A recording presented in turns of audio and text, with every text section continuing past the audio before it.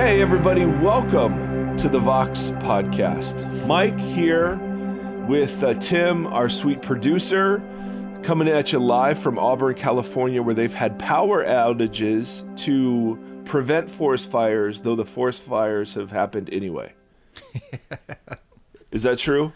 That is accurate, but not from power lines. I don't know what caused the fires that are burning. Okay. Tim, my question for you today is, how can we sleep when the world is turning? How can we sleep when our beds are burning? Well, because it's very dark. Okay. That was a Midnight Oil reference. Anyone catch that? Nope. Okay. Bonnie, nothing? Went over my head. All right. Well, so speaking of Bonnie today is wearing something I never knew existed, but I think if I were ever going to wear like full clothing, this would be something I'd have to investigate. Yes, sir. Bonnie, what do you call this? Sweatpant overalls. Sweatpant overalls. Yes. So they go on. You just step into them. Right. And okay, so there's no zipper. I mean, it is literally a sweatpant bodysuit with pockets. And it's glorious. Can I see the pockets just real quick? Sure. Yeah. Okay. I just want to describe them to the listener. Oh my goodness, they're big pockets. They are. They're big pockets. You can fit TV remotes in there, crossword puzzles. I'm thinking of our senior citizen listeners. Suit. Yeah. Yes. No question. Well, it's cold, and also I've really put in my time this week, and I've earned it. Yes. There's been chaos, so this felt like a real dream. Nice. And the nice thing is, so anyway, I would like to put on my Amazon wish list my very own pair. It's not a pair, it's one unit of sweatpant overalls. That's right. Because I'm thinking, because what I was just going to ask you, what size are those? So I don't know. How much do they expand is really what I'm after. I don't know. Well, actually, I wore these when I was pregnant with Scout. So the expansion is good. I will tell you, I'm disappointed. They have shrunk lengthwise. Oh, dang. Yeah. So that's something to consider. Yeah. Well, it could be my sweatpant kilt. There you go. Maybe we should wear these matching at the heated event. Yes. Oh, yes. Speaking of, thank you for bringing that up. What a transition that was. Wow. Okay, so we're going to release this episode, and that same week, my friends, we are in Costa Mesa. We are doing a conversation around women in leadership called Why We Changed Our Minds. It's through an event called Heated, and I think it's sold out. Is that correct? It is sold out. But we will live stream it through the Vox Podcast Facebook page, correct? Yes. That's correct. And we'll also post it on here if people aren't Facebook people. Yep, we'll post it on here, and then it'll be on YouTube. So you cannot miss this if it's in any way, shape, or form interesting to you. And then a week later, I am doing, and Vox Podcast is hosting, a Q Commons event that you can still register for. If you go to Q Commons and hit Costa Mesa, that's on the following Thursday. What's the date? The 24th? 24th. Is that 24th? Yes, so it's the day after my birthday. What? Yeah, 23rd. 40 is going to be a big deal for you. I'm not turning 40. Now, Bonnie, just a couple of questions. Number one, what's one gift that you would want your husband to get for you for this birthday? Okay, this sounds absurd, but you know what? I want an adult desk chair. For the past year, have been sitting in this kid IKEA chair, and my age is showing. Oh, yes. As so you I would approach like 40, an adult that is what desk happens. Chair. I also would enjoy a pair of leopard leggings from the brand Spanx. I didn't know what I was going to get when I asked that, but that was worth every second. All right. So, oh my gosh. So, Cy, if you're listening, which you better be, an adult chair for Bonnie, and A pair of and leopard spank some leggings. leopard Spanx. Leggings, Oh, though. leggings. Yeah. Okay. All right. Well, I have feel nothing like else to that's say. not too much to ask. So No, it's not too much to ask. we'll report back. Well, happy birthday. I hope you do something big for that significant day. So the day after Bonnie's birthday, we'll be in Costa Mesa talking about Q and Q Commons, and Francis Chan's there, Rebecca Lyons, and Malcolm Gladwell, correct? Are the three Correct. main speakers, and then it's me and a couple local speakers in Costa Mesa. So anyway, hope to see you there. That'll be It's really free. fun. God bless us, everyone. Now, brothers and sisters, today, guys, it's a big day, and it's a big episode. This is the 4-year anniversary of the launch Whoa. of the Vox podcast. 4 years ago, I think this week, a gentleman named Andy, Laura, and I, we had sat on my porch in Placentia, California, and I said, hey, how do I do a podcast? And he was great, and we launched it, and I would never have, in a million years, have thought that would turn into this, and that we'd be here 4 years later. It has been an absolute privilege. We've had an incredible community. We passed over like 2 million listens or downloads or whatever word that is. That's so cool. It was like, whoa, that's a big number. At least in Ohio, where I come from, 2 million is a big number. In Southern California, it's not big at all, but in Ohio, it's big. We can't even count that high in Auburn. Well, you would need electricity to do that, and so, but yes, so we thought it would be an appropriate episode to just kind of talk about the next several years, the future of the podcast, and so what I want to do is I just want to go through some of the vision behind what we do and why we do it and where we think this is going and why we think it matters. And so no huge, controversial topic or anything, but more just kind of a family sort of, hey, this is turned into something we feel super good about, and really we feel like it's important and it's worth more thought than just putting out content. So we want to spend some time on that today. Sound good? Yep. All right. Thank you, Bonnie. You're welcome. Yes. So we've spent actually some time trying to identify like what's the point of the podcast, and the best we can articulate it is to like provide a home for people who are spiritually homeless. That's the best sort of language we found, and there may be better language out there, but that's the best way that we kind of explain what it is that we're trying to do. So we've been wrestling a bit with kind of what the purpose of the podcast is. Like, what if we could summarize it into one sentence? And the best sentence we've been able to come up with is we want to provide a place for people who feel spiritually homeless, right? We want to be a home for the spiritually homeless. And all that phrase means, spiritually homeless. That just means that there are competing visions for Christianity in this world. None of them seem to fit just right? You've got a progressive vision for where Christianity should be headed. You've got a traditional vision for where Christianity should be headed. And then you've got kind of my background, which is a non-denominational sort of mega church vision for where Christianity should be headed. And the more I try those on and wrestle through them, like there's truth in those, but none of them fit perfectly.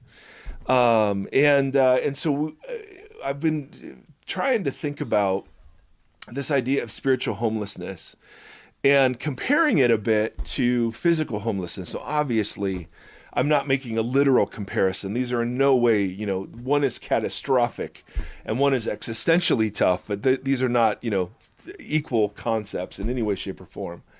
But as I've talked to people who are familiar with homelessness, there's been an evolution in our understanding of homelessness. That when homeless shelters were first sort of launched. They primarily were aimed at white men who were veterans most often, and who needed very short temporary shelter. So just literally triage. And as that began to happen, and as culture changed, all of a sudden there were women that were coming in, and single moms that were coming in with their families, and the homeless shelters that had been helpful in the past weren't prepared for that. They weren't ready for the influx of drug addicts that began to show up, and their need now to have rehabilitation programs as part of kind of homeless conversation. Mental illness explodes, and it's always been here, but explodes, and the traditional shelters weren't ready for that, and they weren't equipped with the kind of the therapeutic needs, the community needs, the medication in some cases needs. They weren't ready for that. And so homelessness has evolved in several ways. First, we understand homelessness to be a much bigger problem than just people who don't have anywhere to stay. If you're a single mom with a family and you're living in a motel, you're still homeless. So homelessness has become we understand it to a much greater degree. But then secondly, we've realized that to address it, there have to be a much more radical and holistic approach, where we're advocating permanent supportive housing, where there are mental health services, and there are family counseling services, and there are alcohol and drug rehabilitation treatment that are on site. All of this is on site. And I see kind of a similar thing having happened in the church, that for a while, and hallelujah, the church was a place where you did business on Sundays, you took care of your soul, you got inspired for the rest of your week. You would go Sundays, Sunday nights, Wednesdays. You had traditional youth groups and blah blah blah, and great. But then there in a similar way as physical homeless shelters, then there was this invasion of all sorts of social problems that you couldn't ignore anymore and just say, well, we wait till we get to heaven, right? You have massive economic injustices and disparities that now the church is in the middle of. They weren't prepared for race and privilege conversations. The church wasn't prepared for all of the LGBTQ people that have been kind of hidden in its ranks. They weren't prepared for all of those people speaking up and saying, hey, I'm a Christian and this is who I am. We weren't ready, for any of that. We weren't prepared for gifted women who could teach and lead and shepherd. We weren't prepared for mentally ill Christians or Christians who were mentally ill that to be told that you just had to have more faith and pray more. It didn't help. We weren't prepared for the deconstructors and the doubters in the face of all the information that's happening in the globalization of culture. We just weren't prepared for the onslaught of sexual abuse and spiritual abuse that's come from as a direct result of some of the church's teaching on sexuality and its willingness to hide behind protecting the name of Jesus or the church or the pastor or whatever. I mean, so there's just been this massive disruption. And I think a lot of us, feel it to the point where even some of the traditional language doesn't feel at home anymore. Certainly some of the traditional theology we're wondering about, like, why do we really actually believe this? And so we've found over the course of 4 years that one of the things that happens as people engage with a podcast, and not everybody, there's certainly a lot of folks who don't like it, and that's fine. This isn't for everybody, but our goal is to be a place where those people who are just in the middle of that disruption, who are still trying to figure out what they think and why they think it, we want to be a space for them to wrestle and to question and to doubt. And so one of the coolest things that we hear from you guys, and these get turned into like, how do you be a safe place? Well, this is what we hear from you, that you don't feel alone. That often we give voice to questions and issues that people have and doubts and questions they're asking. That's huge. That you're given permission to be in process. This was a big one for me because, I come from a background where you have it. It's all part of a system. And if any crack happens in the system, then the whole system's in jeopardy. And as it turns out, that's not true. That's not the way Jesus and the apostles presented it, but that's the way it was presented to me. Mm-hmm. And so we want to be a place where we're not judging people on the current episode of their life, but acknowledging that there's a prequel and there will be a sequel, and that, this is a very long, long walk we're on together. Thirdly, that it's a place to be open to new ideas and paradigms, and that kind of being focused on Jesus gives safety for people to really engage with some of the stuff. We're unashamedly fans of Jesus, and I want to be more like him. Bonnie, Tim, I mean, we want to point to Jesus as somebody who has wisdom and teaching and guidance, but even more than that, is worthy of devotion and affection. And so that doesn't mean it's perfectly nailed down for us. It just means that we share a lot of the skepticism about some of the forms, but the substance of the Jesus movement, we're still fans of, and we're unashamed of that. It's for some people that's good. They feel safe because they know that that's ultimately what we're trying to do. We're not just trying to deconstruct into nothing. We're trying to deconstruct into what Jesus is really doing and what he's actually like, wiping the grime away of some of the culture that Jesus has been filtered through, Mm-hmm. We want to be really safe for people to be honest, ask whatever questions on their mind, talk about things that you normally can't talk about, particularly in church settings. We want to give people space to deconstruct and reconstruct, and along with that, we want to be really respectful.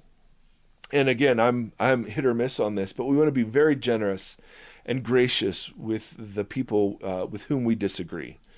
So there aren't many places where you can just have a civil sort of conversation about some of this controversial stuff. And we're working at being a place where that hopefully can happen. And be okay with disagreeing. Oh, that's such a big point. One. Yes. Yeah. We hear that a lot from you guys because even the three of us, I don't know, would agree on every single thing, right? I mean, we certainly, Bonnie and Tim and I mean, Star Wars is just like the tip of the iceberg, but we made in our group text a Star Wars reference, to which Bonnie said, "What is that?" And then we said Star Wars, and Bonnie said, "I've never seen them," and to which Tim said, "Can we hire Bonnie so we can fire her?" And he didn't mean it, of course, but only slightly. Because we were talking about who's the original Dumbledore. And I said there isn't an original. Dumbledore is the original Dumbledore. No, it's actually Gandalf from Lord of the Rings. Guess, but you don't even know who that Gandalf is Gandalf. Yeah. Gandalf. I mean, we're going to disagree here. So, but see, we're modeling it. We're modeling it in microcosm, the point we're talking about. And so this should have been the real topic of the heated conversation. Oh, if you guys can segue it from women in ministry into the OG wizard. Yes, that's right. And then we'll just say whoever has a tattoo from their book or movie is obviously right because they're the most devoted. So I win. That's true. If tattoos were a test of taste, which I think we can pretty well say they are not. I mean, again, have you been to a NASCAR race? Have you been to a county fair?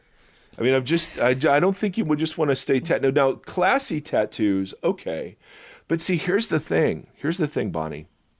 Let's hear it. Well, Star Wars is just the gospel. Harry Potter is not the gospel, and so Harry Potter is anti-Christ. Have you listened to Harry Potter and the Sacred Text podcast? I don't listen to witchcraft over the podcast. Okay. Here we go. All right, but back to the thing. No, that was actually once we started recording, we were looking at the podcasts kind of that were really prominent in the space, and that Harry Potter one was huge. And then we had a guy on named Kyle Strobel who talked about leadership and power and weakness, and he did maybe a 10-minute thing on the gospel in Harry Potter that was like the best I'd ever heard. But it's still not worthy of a tattoo. Maybe Kyle and I should be friends. Okay.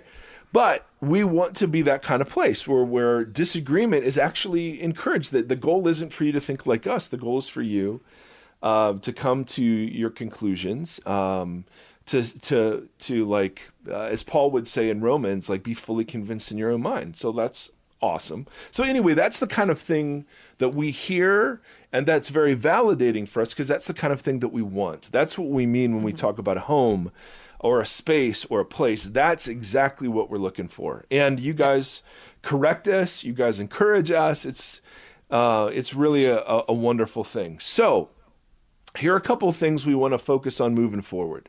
All right, Bonnie? I'm ready. All right, you are ready. One of the things, and Bonnie, help me make sure I clarify this very clearly. I want to clearly clarify. We're off to a good start. Yes. But there's some things we want to have that we want to see as natural extensions of what it is that we're doing. One is we have thought a lot about who our audience is. And there's a group of people within the greater kind of Vox audience that we want to spend a little more time and resource on. And right now we're calling those people interpreters.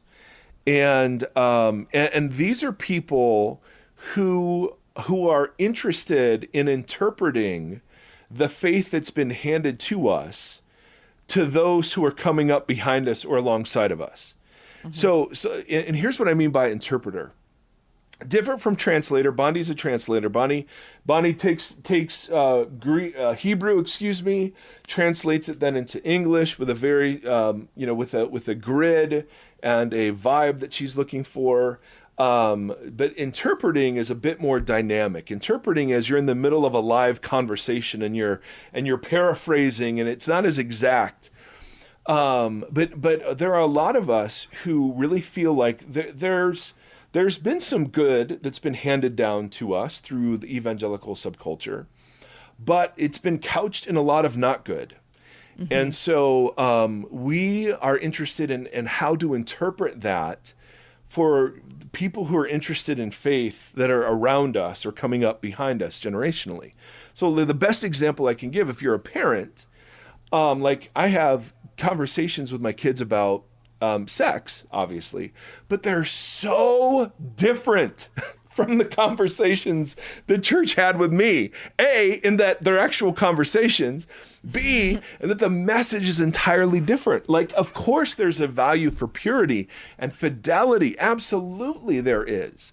But the way that that's expressed and the reasons that are given for it and the way it's described is so different. What's happened is we've interpreted what we were handed, as we filtered it through us, through health, or through whatever process we've been through, and now we interpret it for my kids, right? And so there's a group of Vox people that we see who desperately want to interpret for people around them, who are upset at the way that Jesus following is being portrayed, and think there is a lot of room and permission in the scriptures and the gospel for people to come and interpret it for their contexts.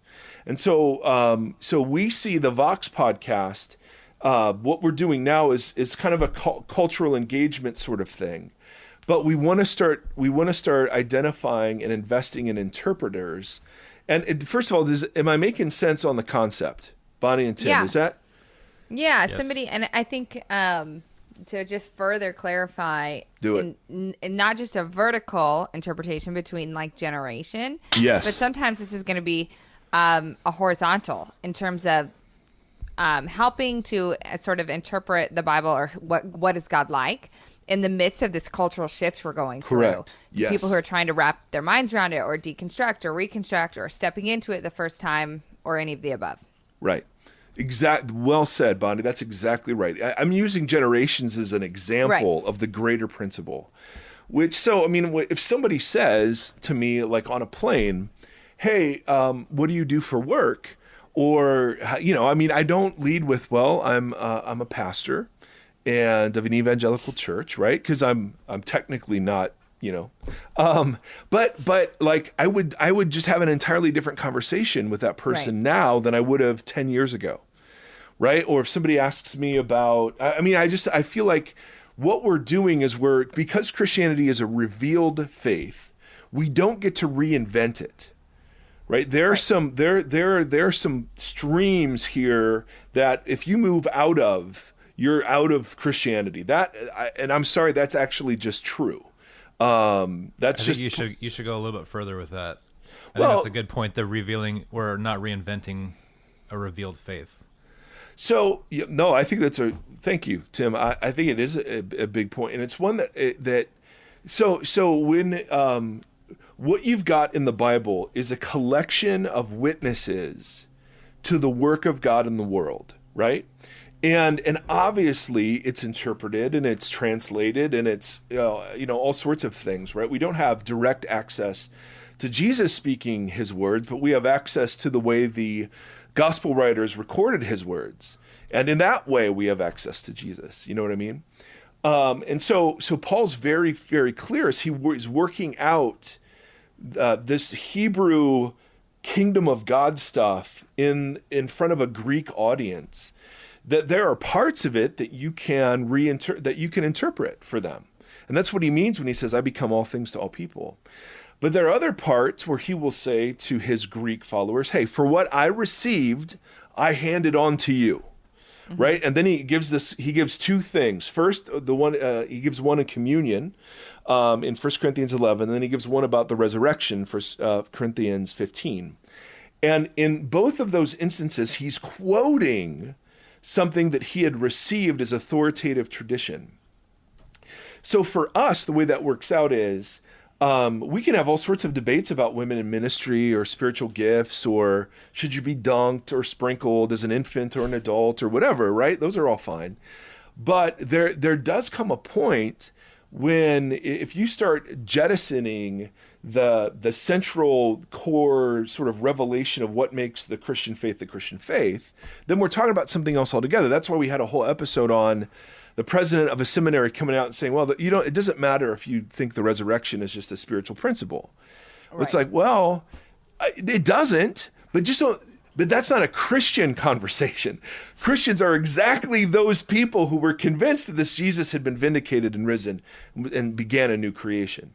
Right. And so on the one hand, there are plenty of spaces in the podcast world where it is full on deconstruct mode, right? And there is, and some rightly, there's lots of anger and cynicism, and I get it, man. I get it. I've been there.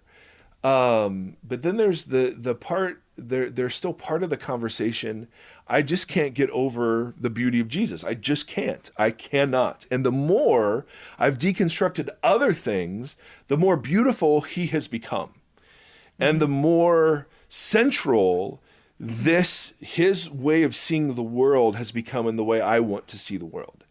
And so we think that there are people who are, because we hear from you guys a lot, who are literally, you're in pastoral leadership in a church.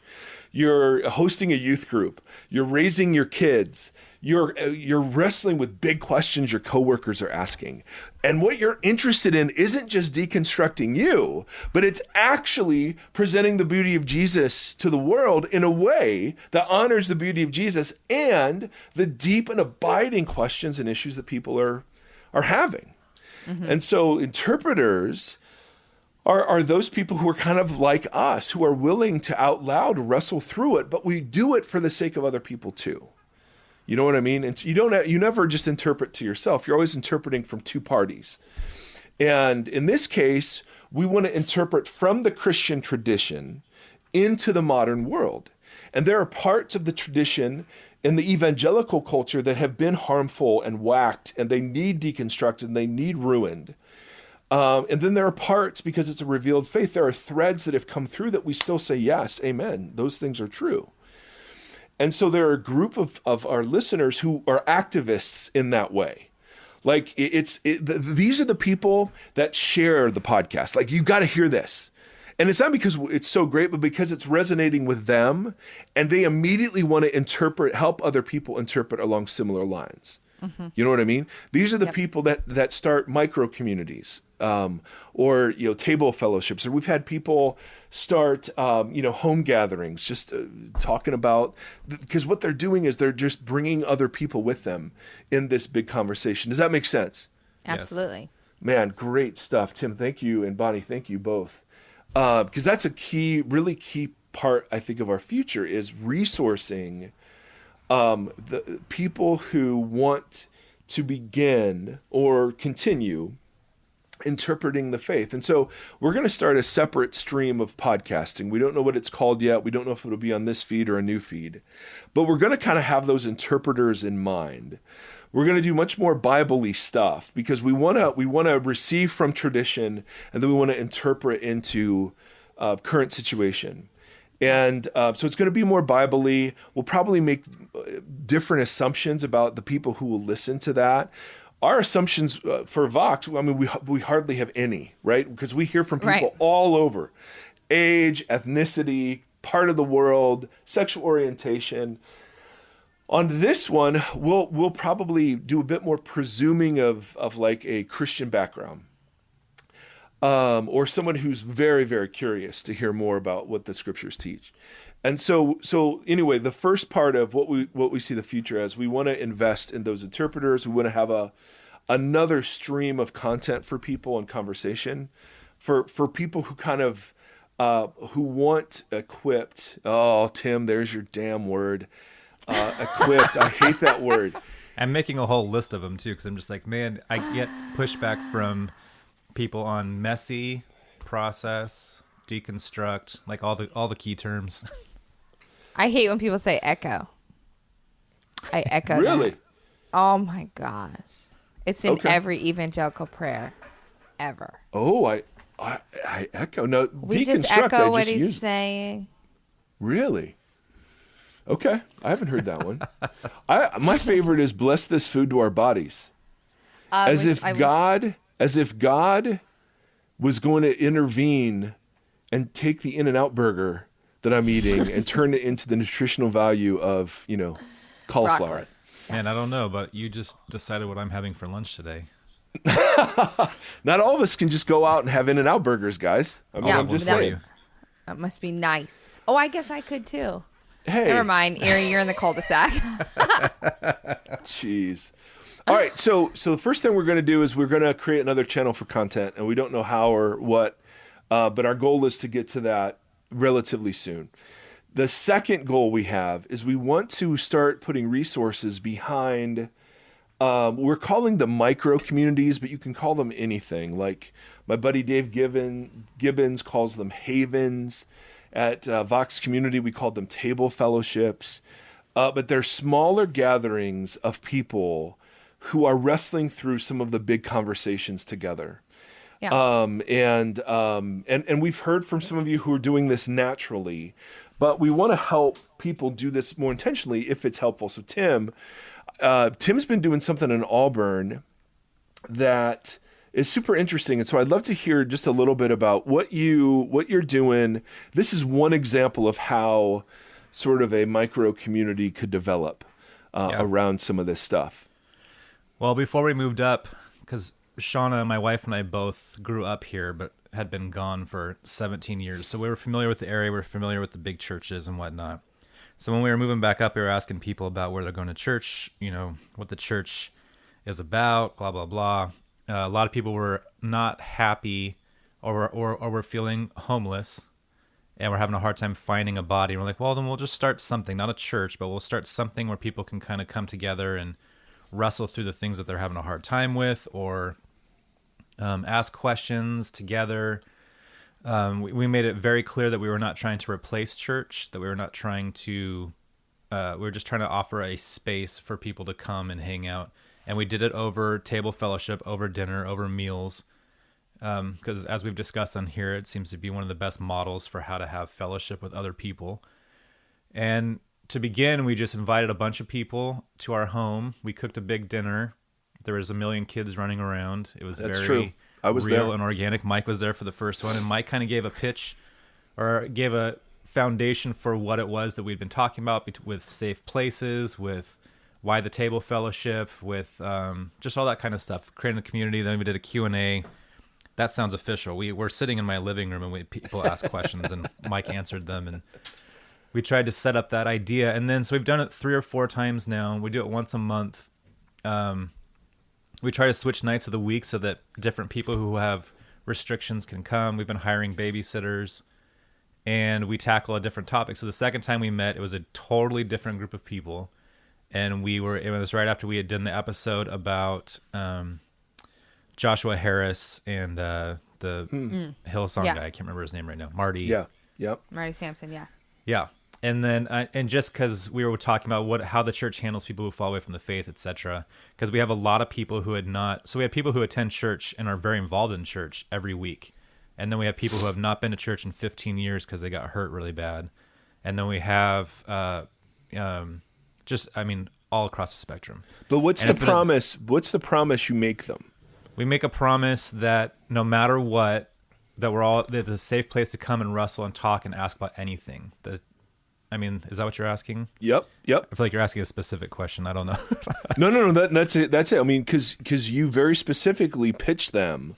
Yeah. On this and vision. I try to keep that. Yeah, and I try to keep that in every email that I send out. Just a recap of what we've talked about, what we've done. We're trying to be more justice oriented in the community with marginalized people. So we're working towards that with World Relief and someone who's very close to us that works with World Relief in Sacramento, so that we can be directly involved with immigrant families.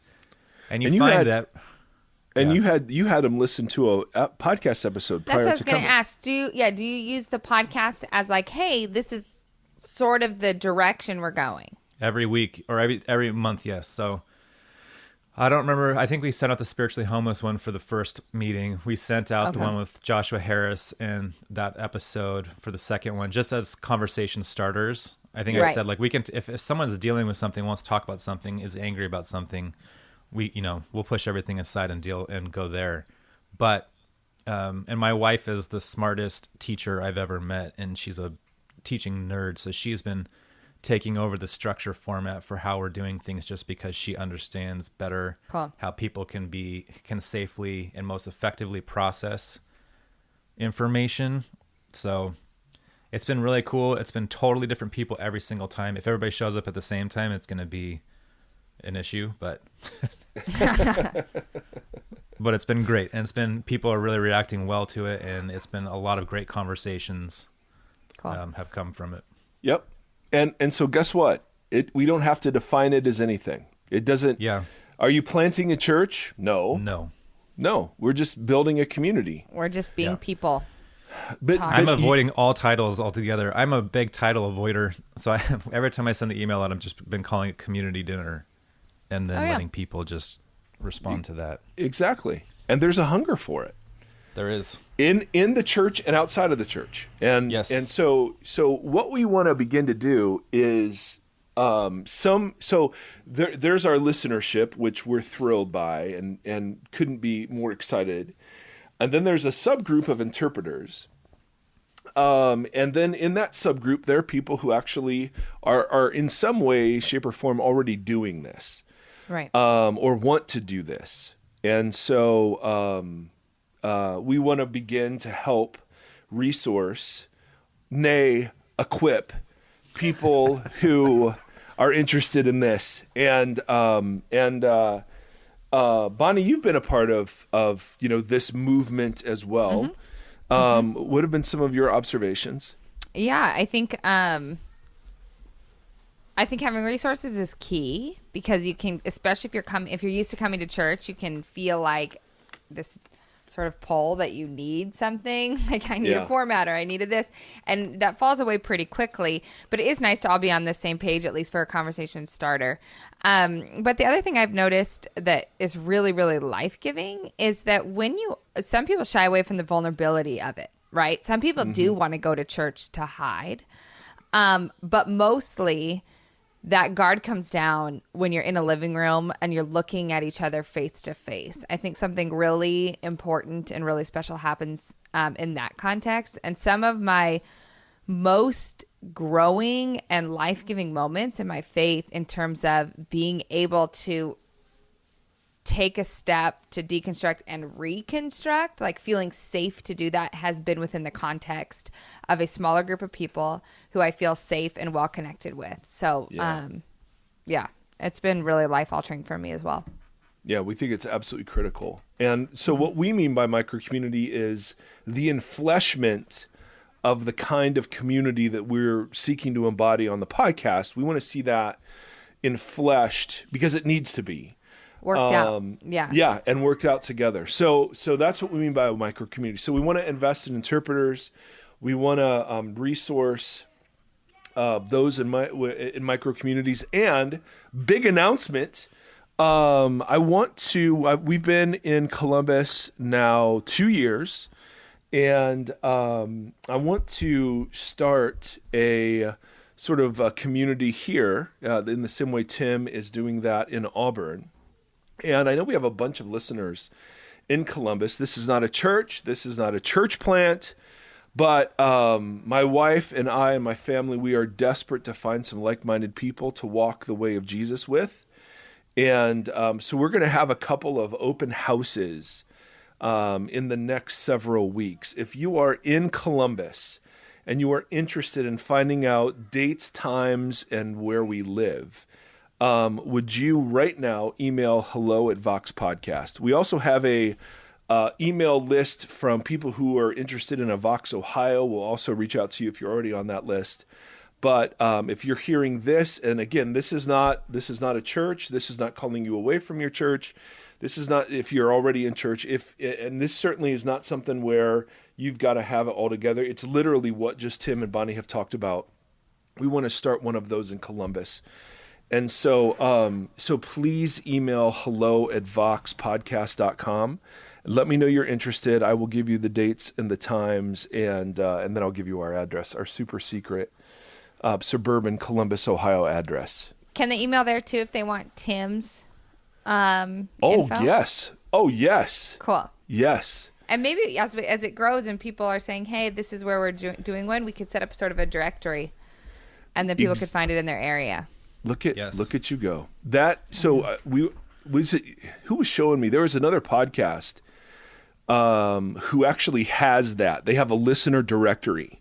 Oh, cool. And where you can find other small communities of like-minded awesome. listeners in different cities. So anyway, all that is to say, that's part of the future, is more resourcing that. And part of what Tim's doing and what I want to do is help give real life examples to what that looks like and feels like. And because it is pretty, like, you're kind of going to look around and go, hey, does this count? Is this okay? Are we allowed to have these sorts of conversations? So anyway, that's the second big thing. And then the third thing about our future is that we want to provide some resources for reconstruction. And so evidently we have a resource page if you go to voxpodcast.com that Bonnie said she used once, which is amazing. I've used it a lot. I'm like, I won't text Erre. I'll just go on there. If I can't find it, I'll text him. That's awesome.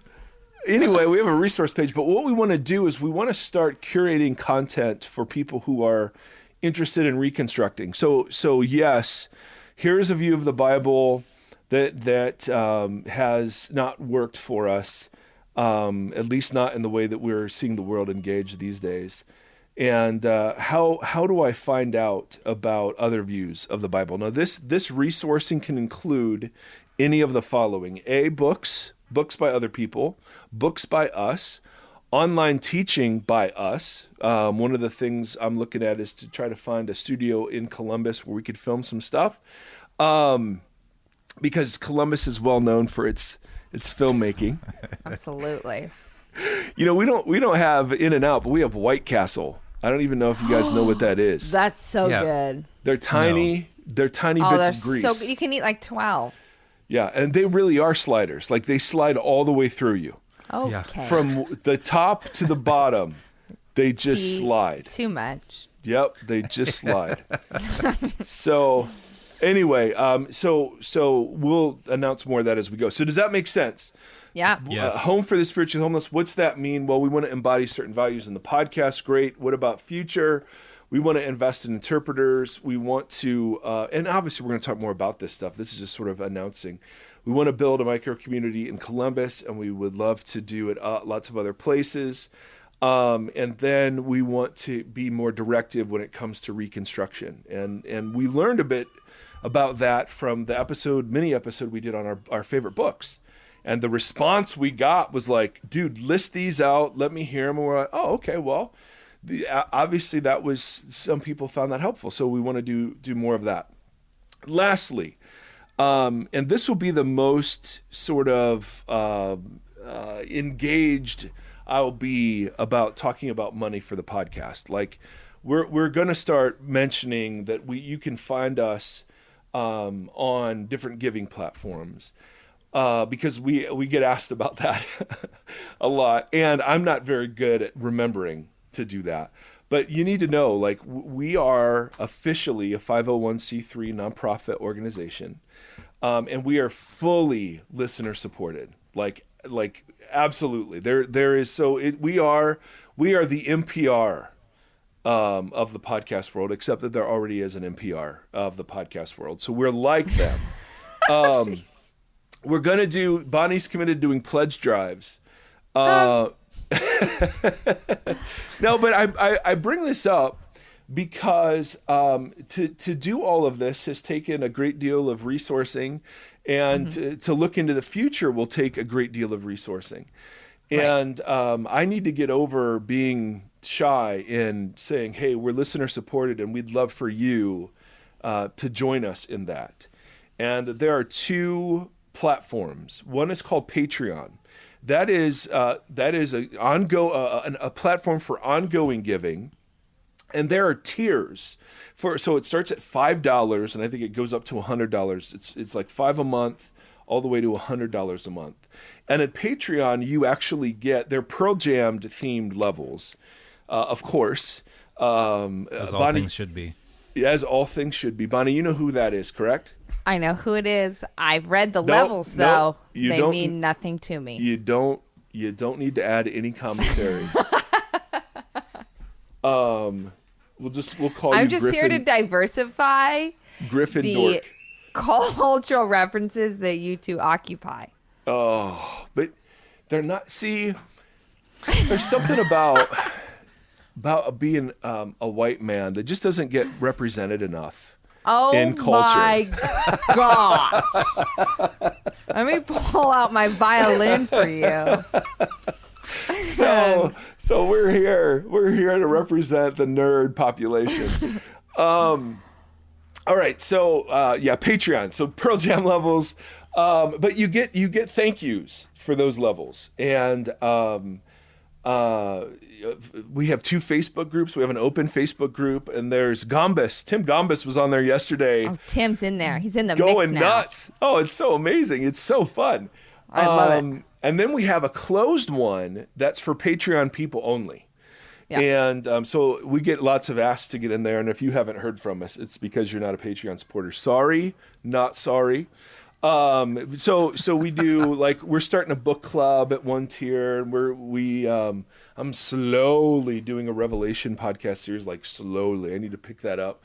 So there are different levels of thank yous, depending on the tier that you give. And then the other platform is Tithely, and it's for people who would love to give one-time amounts, or they're comfortable with the idea of tithing. Like, there are some people who are incredibly generous, who consider this kind of their I don't know, church sort of community for a while. Right.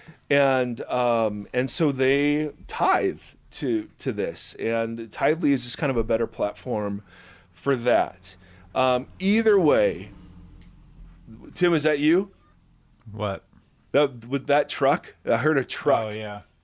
Nice. Very close to the road. Yes, you are. I can picture where Tim is. Tim, do you have your? Is there a Chewbacca on your desk? Oh, you know what? It got moved to next to my bed, but I have a Wolfman. You have a Wolfman. Nice. Why did Chewbacca get moved next to your bed? May I ask? If that's not a personal question. We got a bookshelf. We each put bookshelves as nightstands, and they just needed some decorative pieces. Okay. So my Chewbacca, who's from Oracle Park, from the San Francisco Giants, it's a mashup. Nice. Dude, of two of your favorite things. Yeah, I just got a new one too. I got a Brandon Crawford Boba Fett bobblehead. Dude, so this is baseball. Just for the millennials in the crowd, this is the San Francisco Giants are a baseball team. Yep. And They're the baseball team. They are the baseball team, and evidently do Star Wars themed bobbleheads. Which for Tim, the only thing better would if they were like if it was Eddie Vedder, as Darth Maul, in a San Francisco Giants jersey. Just throw it all together. Yes, that would be what they call a mashup. All right, Bonnie. I think Bonnie just went to sleep. Yeah, I know. Seriously, Bonnie got so quiet. If I saw that, how confusing that bobblehead would be to me. It would be amazing. It would be amazing. I'd be like, "What is this?" All right, Bonnie, Tim. Anything you want to add to this whole thing? I've done too much talking. Well, both of those links are very simply placed on our webpage. So if you just go to voxpodcast.com and you go right underneath the actual episodes, there's a button for Patreon that will take you straight to the Patreon page if you'd like to support through that, or there's a button that just says Tithely that will take you directly to our Tithely. Excellent, Bonnie. And we have a testimonial too. I don't know when you want to plug. Oh, that's right. There. Yes, we reached out there. There's a couple of folks who we're happy to kind of say why they support us, and so we'll put that in here right now. I just love that you can really ask the hard questions and that they're not skipped over, and that it really is a safe place to engage in those conversations, and especially in a time where we really don't agree with how so many Christians respond. It's just so refreshing that this can be a place where those people are safe. So there you go. Now you've heard it. All right, Bonnie, final words. Yeah, I just want to say that as we were talking, this occurred to me when you were talking about it being a revealed faith. Is the reason why, though, we're doing all this stuff is we also really believe it's an event-based faith, and that the Spirit's still moving. Come on. It's still working, and that the call of the whole thing is participation. And that he wants us to participate, and that's the joy of it. So these micro communities, and like every time we talk about these things, we're sort of like joining into this work that he's doing. And so I just love that. So Yes. Yep. Yeah, leaning into the kingdom dynamic. Whoa, Gombus. Cosmos. Dang. We were Cosmos. Yes, we were thinking of like merch that we could give away at Vox events, and are the three topic or the three sayings we've got so far are one, freaking Gombus, just in all caps, a mug with all caps, freaking Gombus. Two, the chicken is in the oven. The chicken is in the oven. No one knows the reason why that is said. Well, why don't you tell us? Did you not talk about it on the... I can't remember if you edited it out, but basically my brain is like so scattered that when I have to remember something important, I say it out loud in this like really monotone voice. So I was like, the chicken is in the oven. So I don't forget it. So that's our battle cry. Hey, in one sentence, what's the Vox podcast? The chicken is in the oven. It's in the oven. And then Tim will say it like a robot. And then what was the third comment was Cosmos. Cosmos, right? So there you go. You can pick which slogan you'd like to see on Vox merchandising as we slowly take over small parts of the world. All right. Anything else, my friends? That's it. All right. Well, thank you for tuning in. Thank you for listening through all of this. We are so grateful you're part of the community. And here we go. Happy 4-year anniversary into the next 4. Until next time, friends, may the Lord bless you and keep you. May the Lord shine his face upon you and be gracious to you. May the Lord lift up his countenance to you. And in these days, may he give us peace. Until next time, thanks.